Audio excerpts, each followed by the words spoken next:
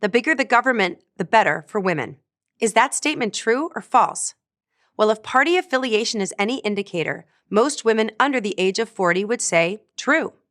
Young women, especially single women, are among the left's most loyal supporters. This isn't surprising, given that programs like government-subsidized childcare and government-mandated paid family leave sound like things that make life better for women. But do they really? Most European governments provide subsidies that allow women to stay home for months, even years, following the birth of a child.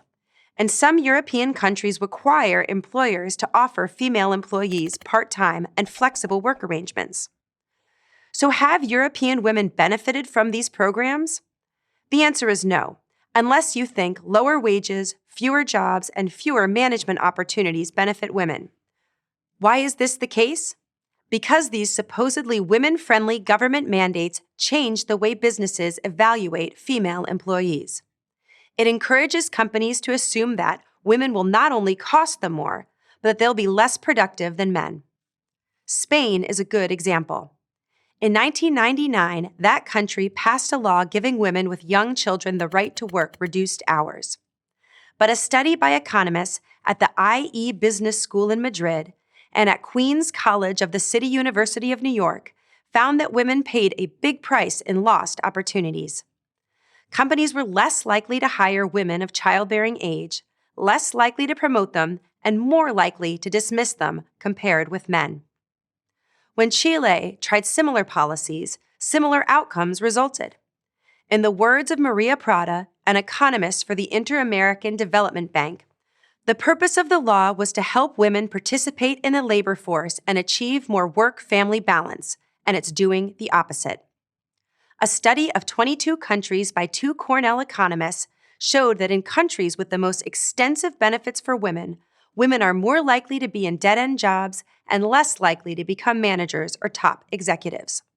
This is because once the government mandates additional benefits for women, employers place them on the mommy track, meaning they assume women will want to work fewer hours, whether that's true or not.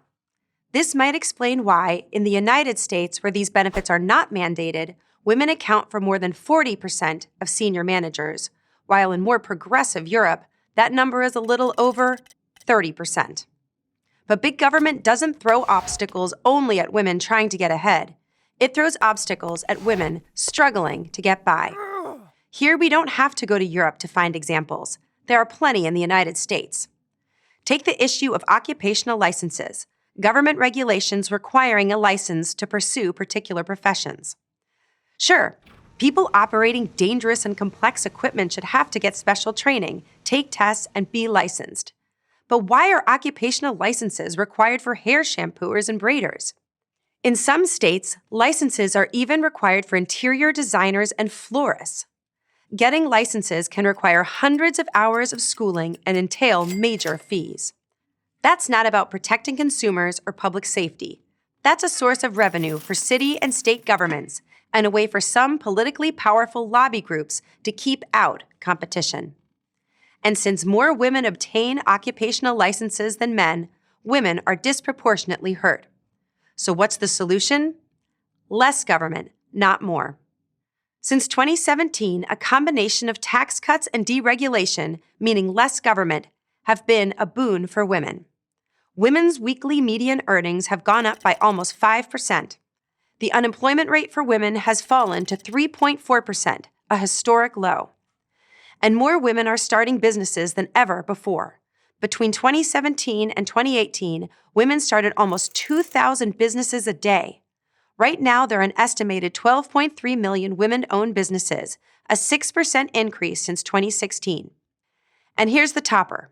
Since 2017, more and more businesses have voluntarily offered family benefits to employees. Why?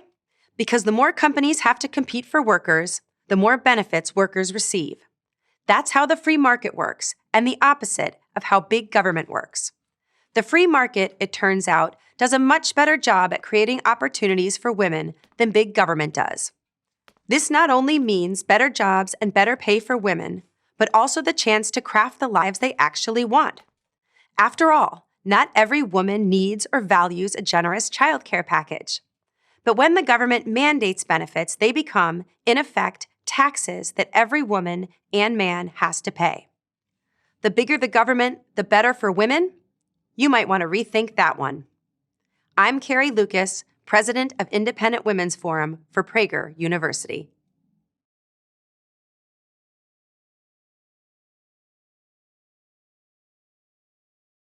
Thank you for watching this video. To keep PragerU videos free, please consider making a tax-deductible donation.